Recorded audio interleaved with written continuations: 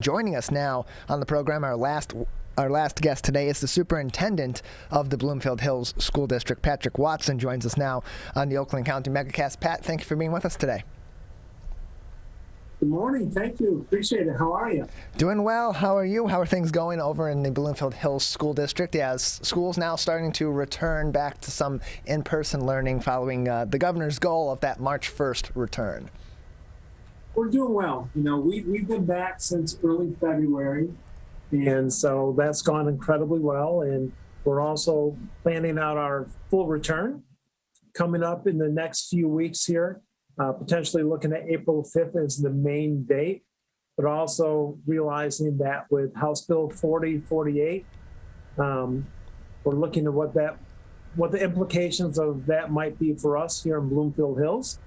Part of that bill requires every student be offered 20 hours of in-person learning by March 22nd. So wait and see exactly how those hours are going to be calculated. However, we can only wait so long until we make our final decision of what we'll need to do to qualify. As far as funding, it would be an additional $2 million that would be provided to the school district to educate students if we meet that deadline.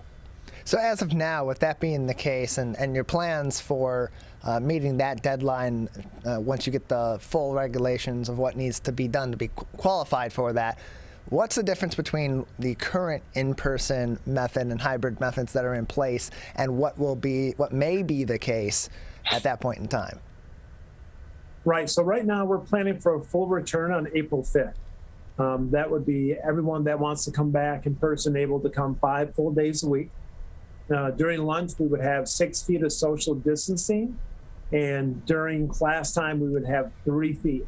There's a recent study out of the state of Massachusetts where they looked at all their students that have been in person, and they found that there really isn't a difference between 3 feet and 6 feet of social distancing in buildings and classrooms regarding the spread of COVID-19 being transmitted. And so looking at that report and looking at other, whether it's in North Carolina or Wisconsin or what was done in the UK, their reports. That's why we've relaxed the social distancing to 3 feet in our buildings. Now, depending on what we need to do for House Bill 4048 and how it's calculated, we may need to look at some type of modified schedule for the week of March 22nd before we go off to winter break to make sure we can capture the funds. Again, we're looking for some additional guidance out of Lansing, how those hours are going to be calculated. If by Tuesday, March 16th, we don't have an answer, I'll be delivering a presentation to our board and our community with the next steps we need to take to make sure we qualify for those $2 million. Again, we're looking at March 22nd, the following week is spring break. We already have a full return plan for April 5th. We don't want to let that 1 week before winter break determine whether or not we're going to be able to qualify for $2 million, which can do a lot of good for all of our students here in Bloomfield Hills. Yeah, let's talk about that. What is some of the good that can be done with that $2 million at this time? Because this has been such a difficult year for navigating how to put district dollars toward the best efforts of educating the kids, providing what's needed for the educators to relieve them of some of the pains and the trials of teaching during the pandemic. And then on top of that, all the other programs and all the other needs in the school district that were already being talked about and already being planned around pre-pandemic. What would those $2 million do for the Bloomfield Hills School District at this time? One of the things we're really looking at is our K-5 class size. We already have low class sizes. That's something that's great about what we're able to offer here in Bloomfield Hills. But the ability to hire some additional teachers to even lower those class sizes a little bit more, we feel that can help us leverage what we need to get done next year from an instructional point of view, and also makes it easier for our teachers as they return to have smaller class sizes. So they're able to spend more time on a one-on-one or individual basis with the students for next year to really gauge where they're at and knowing that they'll need to continue to provide differentiated instruction, really meet the needs of our students by having a smaller class size. We're joined by Patrick Watson. He is the superintendent of the Bloomfield Hills School District with us today on the Oakland County Megacast. And throughout the pandemic, when there has been a hybrid method and there has been an ability to have some students in the schools, you have provided a leeway for students on days that they have either been feeling under the weather or just not felt like coming in or had other reasons, maybe within their families, that they were not opting to go into school and instead be educated virtually. With students returning to that in-person date, April 5th being the planned full in-person option, is the school district still providing options to families that would prefer to have their kids continue to be educated virtually during the pandemic, and for those that may be on days where they're not feeling like coming into the school building or not feeling well and under the weather, to continue to have the distance learning options? We are. So one of the great things we've been able to provide is some stability for our parents in some sense. For example, if you're a K through 12 student and you're currently virtual, you still can remain virtual. You don't have to switch your teacher whatsoever, which has been a great benefit, having that stability of the same teacher all year long. At the high school level, our students have been able to make a day-by-day decision. What we're asking them now is, now that we know more about COVID-19, we'll still give them the flexibility, but we need them to commit one way or the other. Either I'm going to stay home, I want to be virtual, it's worked out for me great, I'm happy, great, you're there. And then for those that are coming in person, are you pretty much going to come every day? You know there's going to be exceptions. If you don't feel well, things come up.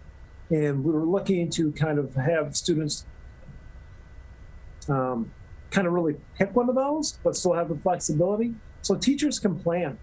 Right now, we have some students that have been able to come 4 days a week instead of 2, based on the number of students that are staying home and being able to Zoom in during the day. But we want to provide the teachers with the best opportunities to plan for a fuller return when students come back. The teachers have had such a difficult time during this pandemic to continue to do their jobs. They've been working extra hard around the clock when they were still teaching in schools and over the summer as well, planning for this school year as the pandemic continued on. There was a lot of uncertainty around the vaccination process and the exit strategy of this pandemic. So let's talk about that a little bit. We asked earlier on in the week the same question to Avondale Superintendent Dr. James Schwartz. How are the teachers holding up in the Bloomfield Hills School District as we've now crossed the 1-year threshold, where a year ago they were suddenly switching from in-person curriculum to being fully virtual in a matter of days and really a matter of hours at times? You're right when you say they really worked extremely hard and they've done well. Teachers are tired, right? They're exhausted, you know, having to go through the pandemic. I think it's also important to remember, for a lot of our teachers, they're also parents.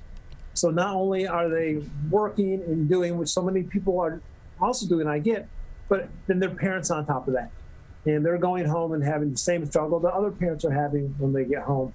I'm incredibly grateful for the professionalism and the hard work our teachers have been put in this year, and their creativity. I had the chance to, our Bloomfield Virtual, which is K through 5, I sat in kindergarten, first grade, second grade, third grade, and fifth grade class, and it is remarkable to see what our teachers are able to do in an online setting. I believe it's second to none.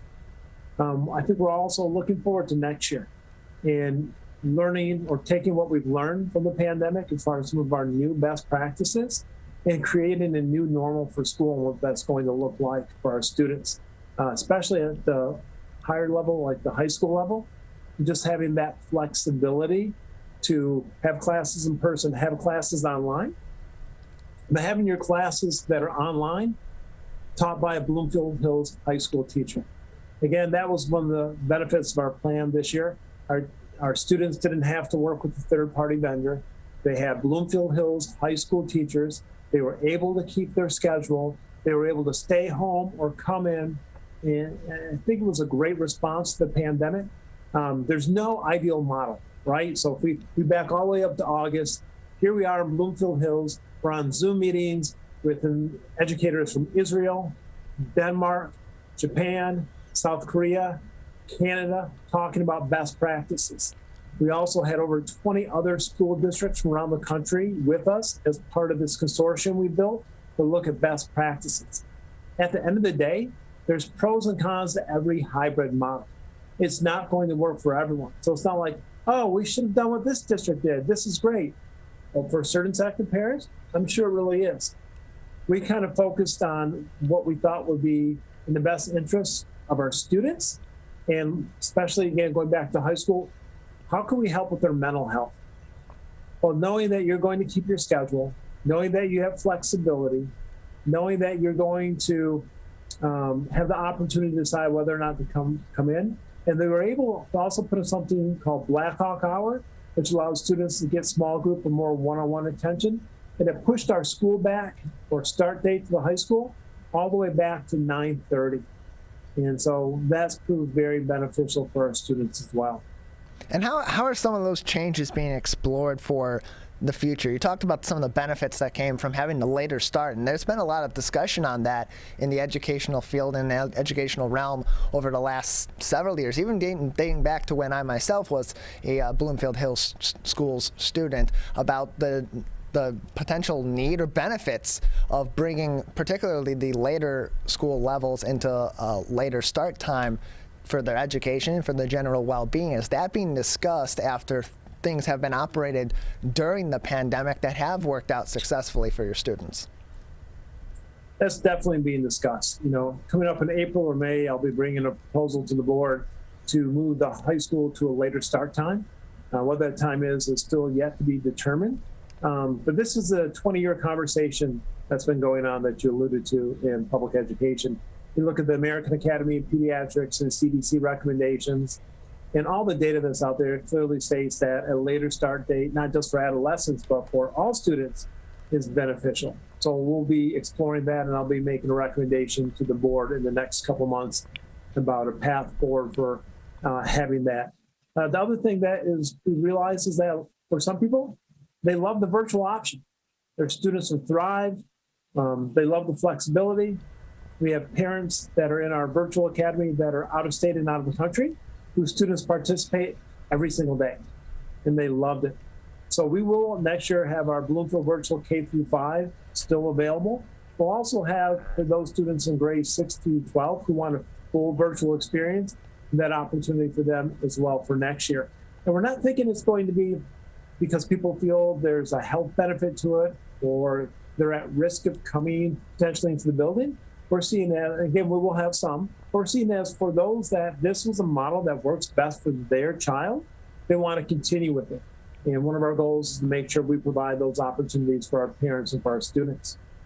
Patrick Watson with us. He's the superintendent for the Bloomfield Hills School District. Pat, just another minute or so left before we have to say goodbye today. Looking back, we have crossed the one-year threshold since the pandemic began here in the state of first affected the state of Michigan since COVID-19 was first declared a pandemic by the World Health Organization and by the Centers for Disease Control and Prevention. Looking back on the last year, what have been the biggest lessons or the greatest lessons, most important lessons that the Bloomfield Hills School District has learned along the way?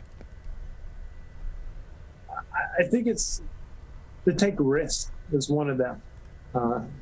Talking about how we go about instruction and being willing to say, just because we've always done it that way doesn't mean it's the best way to do it. And one thing COVID-19 has really done for all of us in education is made it okay to go outside that proverbial box, right?